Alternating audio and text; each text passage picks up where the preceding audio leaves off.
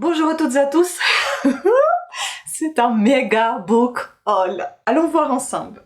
Alors dans ce book haul, vous allez voir la fin de ma collection. Enfin, j'ai tout concernant Jules Verne, ainsi que beaucoup de thrillers. On va commencer par Jules Verne parce que j'ai tout acheté sur Amazon parce que j'en avais marre de chercher un peu partout, donc j'ai tout pris là où je l'avais déjà testé. Bon. Le seul souci, c'est qu'ils arrivent tous avec un petit coin à chaque fois un peu abîmé, mais enfin bon, je pense que c'est la couverture qui veut ça. Voilà. Alors, toujours dans le désordre, mais je vais noter dans mon petit calepin ce que j'ai acheté pour me dire que c'est fini. Enfin, j'ai tout. Donc, les Andes noires, toujours les très très belles couvertures. Dans les houillères épuisées d'Aberfoyle. En Écosse ne vivent plus que le vieux contremaître Simon Ford ou Simon Ford, sa femme et son fils. L'ancien directeur, l'ingénieur James Starr, reçoit à Édimbourg, 10 ans après la fermeture des mines, un message de Ford. Si Monsieur Starr veut se rendre demain aux houillères, fosse de char, il lui sera fait une communication de nature à l'intéresser. Quelques heures plus tard arrive une seconde lettre non signée. Inutile à l'ingénieur de se déranger, la lettre de Ford étant maintenant sans objet. Follement intrigué, James Starr part aussitôt pour Aberfoyle. Au cours de la visite des anciennes galeries, des tentatives de meurtre et des phénomènes étranges se produisent. Cependant, Simon Ford a bel et bien découvert un fabuleux filon. Mais impossible de revenir. On a rebouché l'entaille par où Starr, Ford, sa femme et son fils s'étaient glissés. Ils sont enfermés dans la mine. Les Andes noires, une aventure captivante aux multiples péripéties, comme seul Jules Verne sait les imaginer. Sympa, non? Il est pas très grand, 236, il est pas très épais, 236 pages. Ensuite, donc les Andes noires, je vais les barrer, c'est fait. J'ai 5 semaines en ballon. Ah, il était vachement plié. Oh là là. Ah, je suis dégoûtée.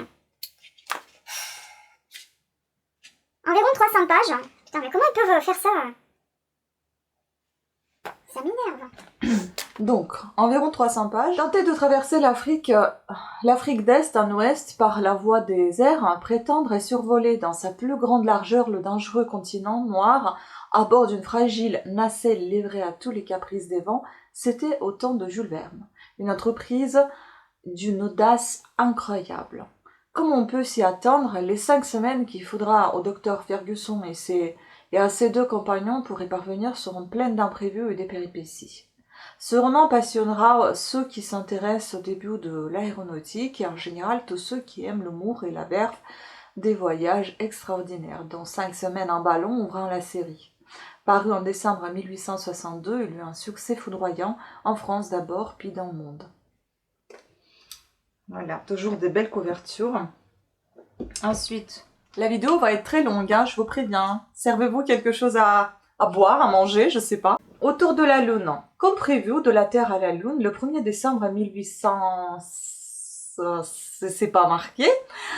À bord d'un énorme projectile d'aluminium lancé par un gigantesque canon de 900 pieds de long, s'embarque pour la Lune le solennel président de Gun Club de Baltimore, Humphrey Barbicane, impétueux Ten Nicole et le français Michel Ardan, un parisien fantaisiste, un artiste aussi spirituel qu'audacieux, 2 chiens, Diane et Satellite, et quelques autres passagers amenés subrepticement par Michel Ardan. Les aéronautes ont survécu au terrible contre-coup du départ et avec eux, nous voyageons dans le boulet wagon, vivant les multiples péripéties d'une pareille entreprise.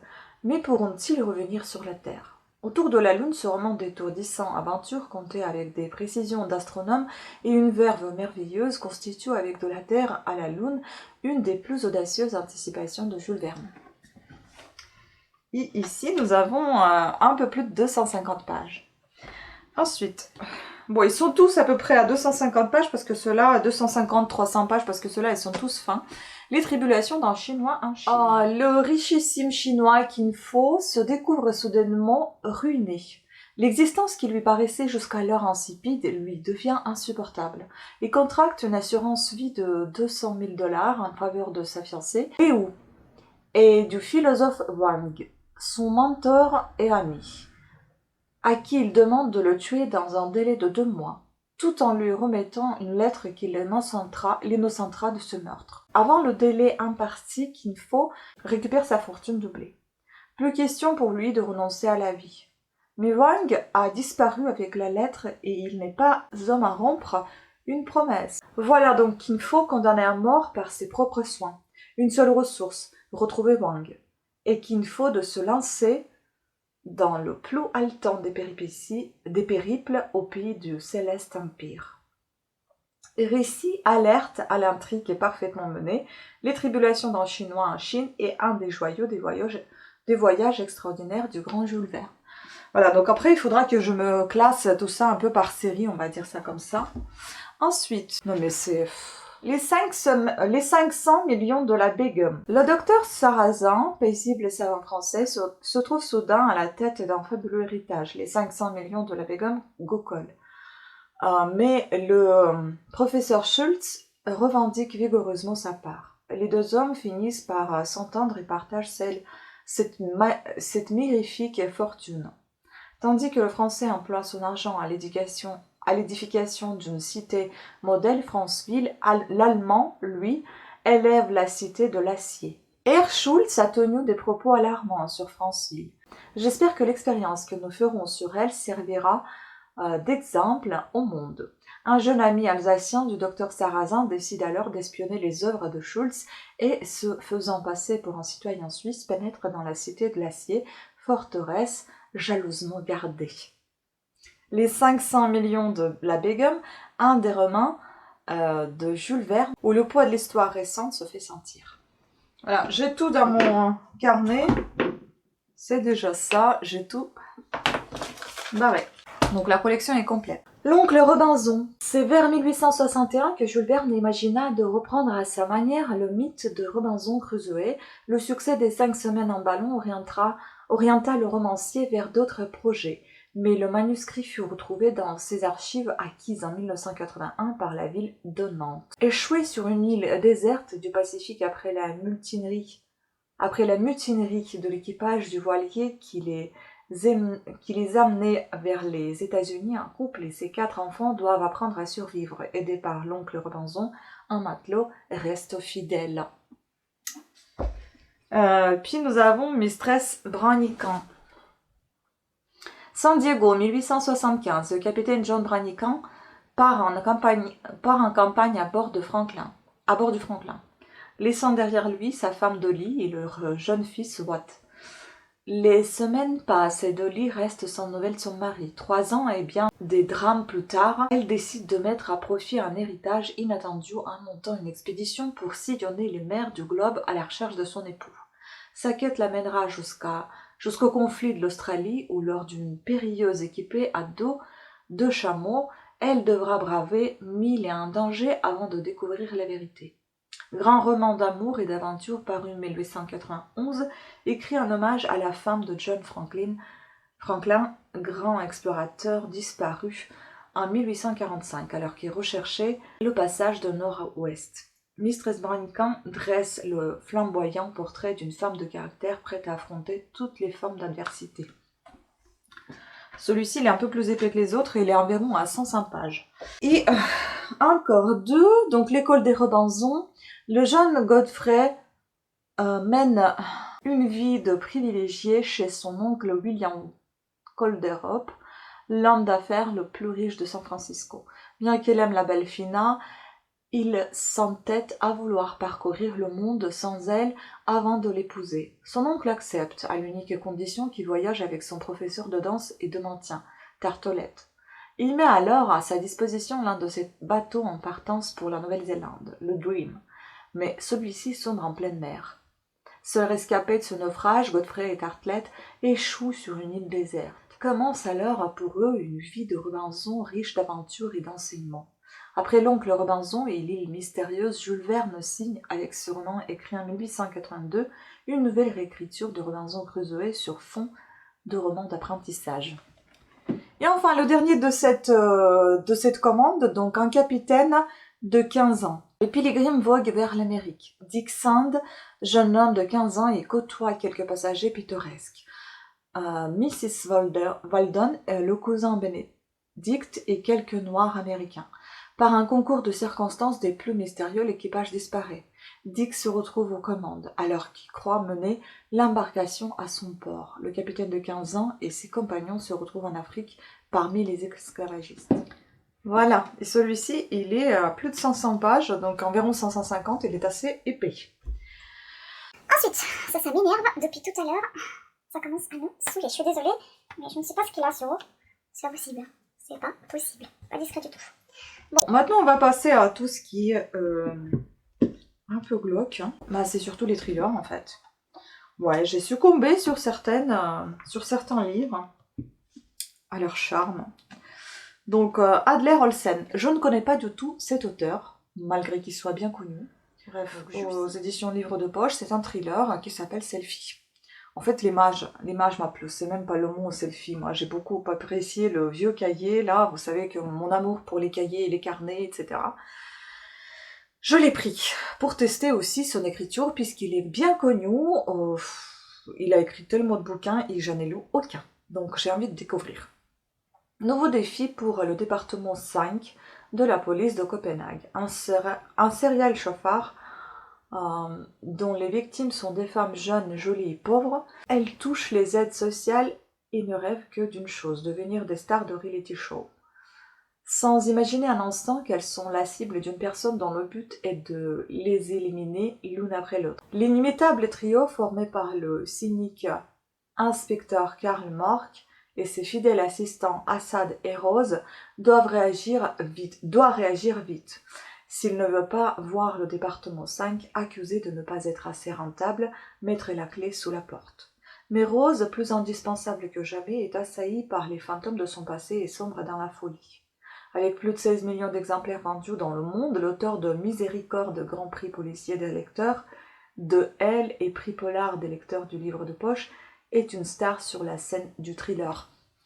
Mais j'ai envie de découvrir, donc on a quelques avis d'Hubert Artius de lire, un petit récit sur nos sociétés du profil et de la célébrité à tout prix, et puis le point Julie Malor, une enquête qui sent le souffle servi par un humour radical.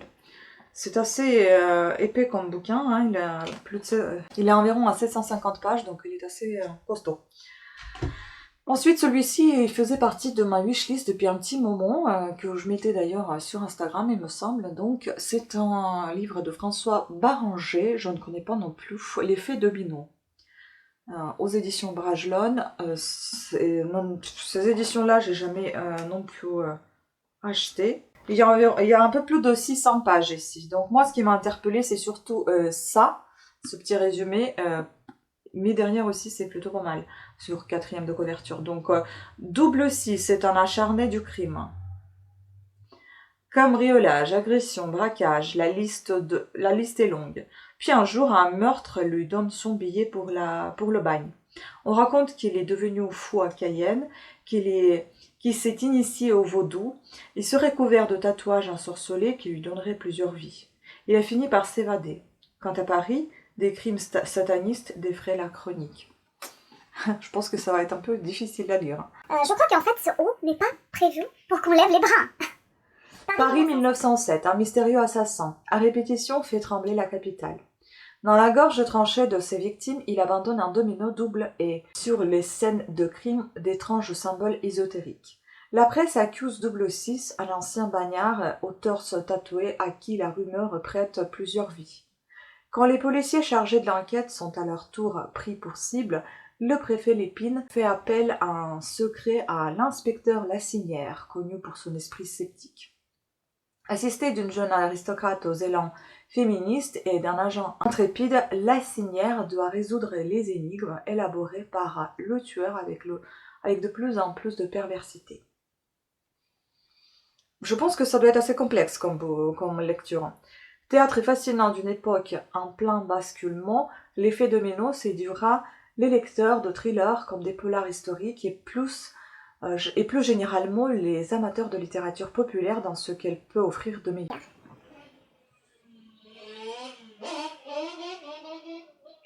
Un dépaysement total, riche en émotions, une expérience de lecture inoubliable et digne d'une machine à remonter le temps. Ouais. Puis ça, je suis tombée par hasard dessus, franchement, on connaît pas non plus. Mais avec cette chaleur qu'il fait là, je sais que la vidéo sortira beaucoup plus tard que maintenant. Nous sommes le 30 juillet. Elle sortira vers mois d'octobre, je pense. Donc, Arnaud Delalande, je ne connais pas non plus, Memory. Donc, c'est un thriller, un meurtre, 8 témoins. Pas un ne se souvient que de ce qui s'est passé.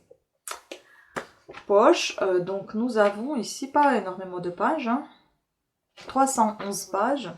Au cœur de Harmonia, une clinique spécialisée perdue dans la montagne. Un patient est retrouvé pendu en présence de 8 autres malades. Un suicide qui a tout l'air d'un meurtre déguisé, un homme mort, 8 témoins, un huis clos. La combinaison parfaite pour une enquête vite résolue. C'est compté sans l'amnésie bien particulière que présentent les résidents. Leurs souvenirs s'effacent au bout de 6 minutes. Ils ont été témoins, mais ne se souviennent pas. Jeanne Ricoeur, jeune inspectrice de police, hérite de cette affaire impossible. Elle découvre une communauté à part, celle d'étranges victimes de la vie à la mémoire brisée au quotidien, faite de post-it et de mémos. Et tandis qu'elle essaie désespérément de reconstituer le puzzle du drame, ses propres démons refont surface. J'adore les trucs sur les secrets, etc. On verra si ça va être sympa. Donc ici, nous avons la sélection prix Nouvelle Voix du Polar. Écoutez, on verra bien. Puis ça, celui-ci. Sophie Andelis, le grand art des petites escroqueries. Thriller. Je ne sais pas ce qui me prend de prendre des trucs comme ça, comme dans le style Arsène Lupin, je sais pas.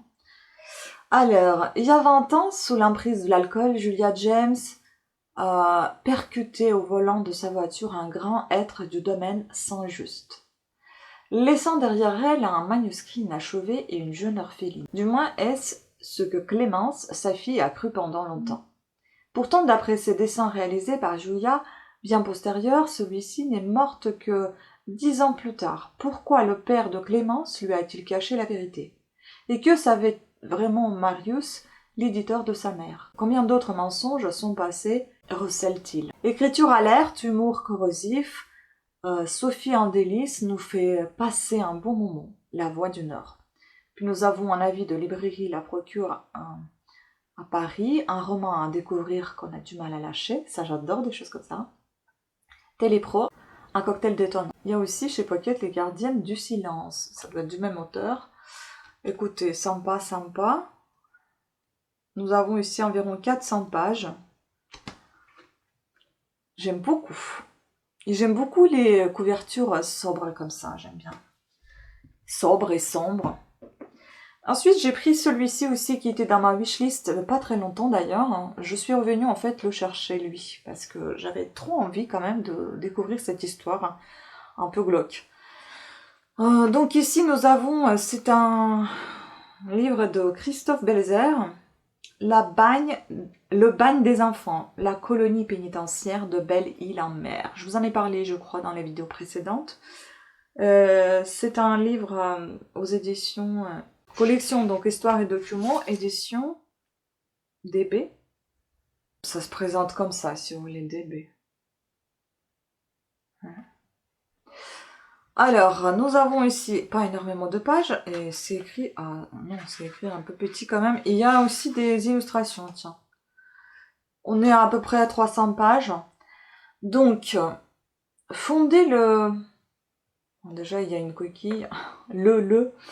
Fondé le 29 mai 1880 dans une ancienne prison politique, la colonie agricole et maritime de Belle-Île-en-Mer accueille des adolescents entre 13 et 21 ans ayant été acquittés par la justice en raison de leur absence de discernement et de jeunes justiciables condamnés à des peines oscillant entre 6 mois et 2 ans d'incarcération. Se mêlent des petits vagabonds à peine sortis de l'enfance, des mendiants, des voleurs à la tire, mais également de jeunes criminels coupables, pour certains, de meurtre. Leurs conditions de détention déplorables, les mauvais traitements infligés par les gardiens et la violence entre colons poussent nombre de ces jeunes prisonniers à tenter de fuir cet enfer carcéral, seuls, en groupe ou lors de révoltes et de mutineries spectaculaires. Ce récit poignant revient sur ces épisodes dramatiques entre la déshumanisation du système judiciaire et de ses représentants et de profond désespoir de ces enfants du bagne. Un désespoir perçu par Jacques Prévert, qui écrira La chasse à l'enfant, suite à la mutinerie qui défraya la chronique en 1934. Ce lieu d'enfermement fermera ses portes en 1977. C'était hier. Écoutez, c'est très intéressant à découvrir, surtout que c'est un documentaire, histoire. Donc, je pense que ça va pas être facile à lire, dans le sens où il y aura pas mal de choses assez dramatiques, mais ça m'intéresse quand même. Et puis, j'ai eu 2 livres en cadeau. On m'a gentiment offert 2 livres, parce que j'en ai acheté 6 ou 7, je sais plus. J'en ai acheté 5. J'en ai acheté 5 et donc j'en ai eu 2 en cadeau, Nicolas Lebel, Du cauchemar et de feu. Donc j'en ai sélectionné 2, donc celui-ci, on m'avait conseillé parce que j'ai dit que j'aimais beaucoup les thrillers, donc 635 pages. Paris, donc c'est livre de poche. Paris, à quelques jours du dimanche de Pâques. Un homme d'une 60aine d'années est retrouvé assassiné dans un pub. Une balle dans chaque genou, une 3e dans le front. L'autopsie révèle sur son corps une fresque d'entrelacs celtiques et de slogans nationalistes. Nicolas Lebel nous entraîne sur la piste d'un tueur pyromane, un monstre né il y a plus de 40 ans, au cœur des violences de la guerre civile irlandaise, qui vient rallumer les feux de la discorde dans les rues de la capitale française. Une lecture anxiogène, les fans du capitaine Merlicht vont se régaler. Khadija Moussou de L.fr. Un roman qui a de la profondeur où les protagonistes sont creusés. Jacques Tessier de Mediapart. Il y avait d'ailleurs il n'y a pas si longtemps le reportage sur Irlande du Nord, Irlande tout court. C'était assez intéressant et je ne savais pas qu'il y avait des choses aussi terribles qui se passaient là-bas. Donc écoutez, à voir dans le livre comment je vais le prendre. Et donc, bon, j'ai arrêté de me battre avec ce haut, j'en ai marre en fait, désolée. Et donc, le dernier qui m'a été offert, c'est celui-ci. Livre de poche. Nous avons ici même pas 300 pages. Il a l'air sympathique. On a un 2e livre de lui aussi ici. Donc, Jean-Michel Guénassia. On ne connaît pas du tout cet auteur. La valse des arbres et du ciel. En fait, ce qui m'a interpellée, c'est la couverture de Van Gogh. J'adore. La nuit, je crois, non ? Par l'auteur du club des incorrigibles optimistes. Auvers-sur-Oise, juin 1890. Le docteur Gachet ouvre sa maison à un artiste néerlandais sans le sou. Vincent Van Gogh. Gachet est un amateur d'art. Il collectionne tout ce qui lui proposent ses amis, peintres, en échange de consultations. La rencontre de sa fille Marguerite et de Vincent va être fulgurante, passionnée, fatale. Et si le docteur Gachet n'avait pas été l'ami fidèle des impressionnistes, mais plutôt un opportuniste cupide? Et si Marguerite avait été trop exaltée? Et si Van Gogh ne s'était pas suicidé? Autant de questions passionnantes auxquelles Jean-Michel Guénassia apporte des réponses insoupçonnées avec la puissance romanesque et la vérité documentaire qu'on lui connaît depuis le club des incorrigibles optimistes. Une version stupéfiante des derniers jours de Van Gogh. Donc c'est une fiction dramatique des plus entraînantes, dotée d'une chute digne de son nom, captivant. Beaux-Arts, magazine Beaux-Arts, et puis Les Échos, un roman documenté qui se lit comme un thriller. Écoutez, ça m'a l'air sympathique plutôt.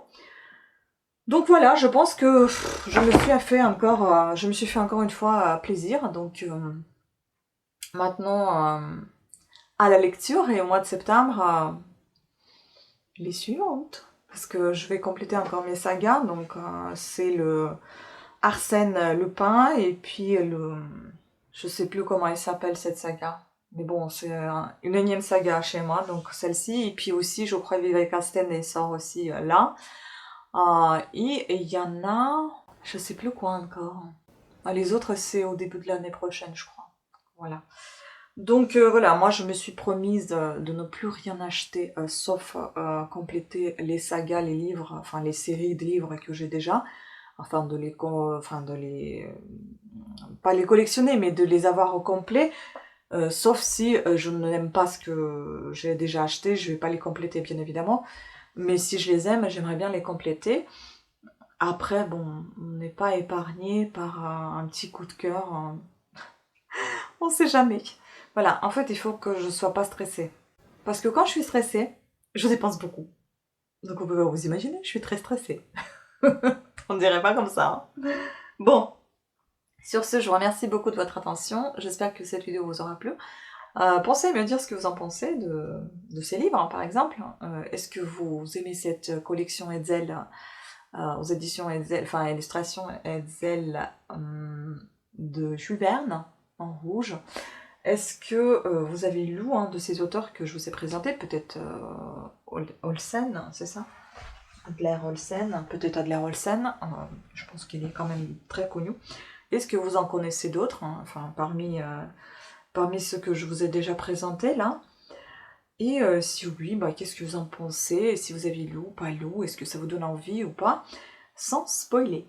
Voilà, sur ce, pensez à vous abonner, à activer la petite cloche de notification. Et je vous dis à très bientôt. D'ailleurs aussi, une petite chose, je suis maintenant sur Anchor, je crois que ça s'appelle comme ça, Anchor. Je vais essayer de vous laisser maintenant les liens en barre d'infos. Je vais faire les lectures en direct, et donc là vous n'êtes pas obligé de regarder la vidéo, vous êtes que en train d'écouter. La première est gratuite, et après c'est un abonnement, mais c'est à vous de voir, vous souhaitez ou pas poursuivre. Voilà, sur ce, merci encore et à très bientôt. Ciao.